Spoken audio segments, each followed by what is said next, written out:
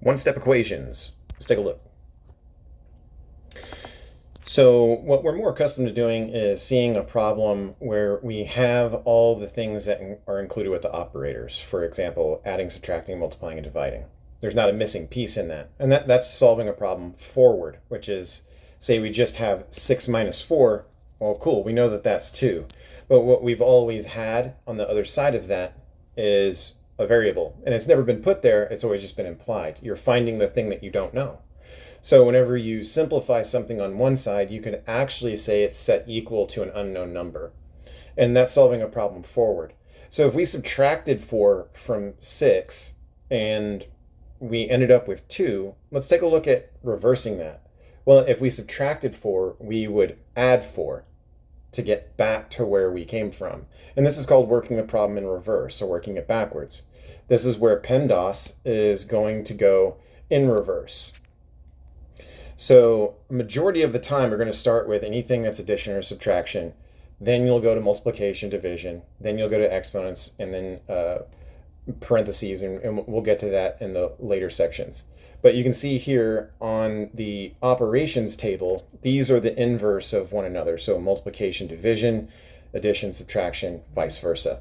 These are things we're going to be using to undo problems because we're going to have a missing thing with an operator, adding, subtracting, multiplying, or dividing. So the only thing we really have to pay attention to is equations have two sides. I'm always going to cut the problem in half along the equal sign. And then all operations must be the opposite of what's presented in the problem. So let's go ahead and take a look at some examples. These are of varying difficulty, so we can kind of get an idea of where we're going with this. I'm going to cut the problem in half.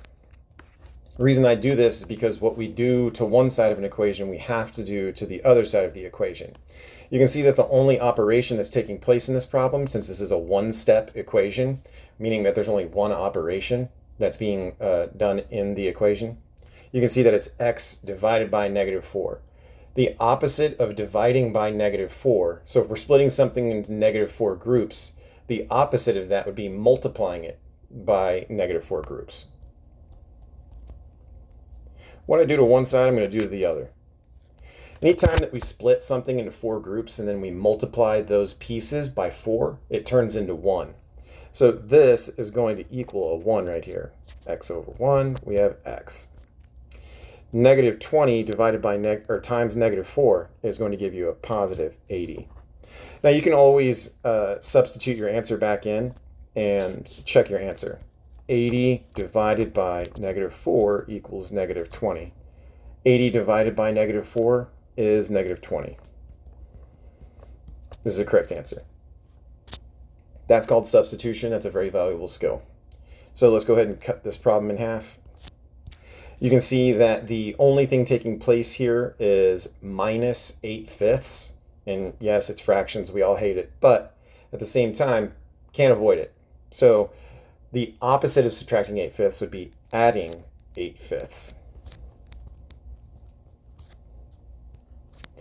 That's going to equal 0. Anytime that we're adding or subtracting something in a problem and then we add or subtract its opposite, adding or subtracting opposites will always create a 0 pair. So -8/5 plus positive 8/5 equals 0. V equals 3/2 plus 8/5. This is where you would utilize a calculator, but it also pays to be able to know how to find common denominators and do things by hand. So common denominator would be 10. So we multiply this one by 5. Whatever do to the bottom, do to the top. Multiply this one by 2. So V equals 31/10, or 3 1/10, or 3.1. If you wanted to substitute that back into the original problem to check it, totally could. Let's go ahead and cut this problem in half. You can see that there is a mixed number next to a letter. Anytime we see numbers next to letters, that means multiply. So the inverse of that will be dividing by 2.5.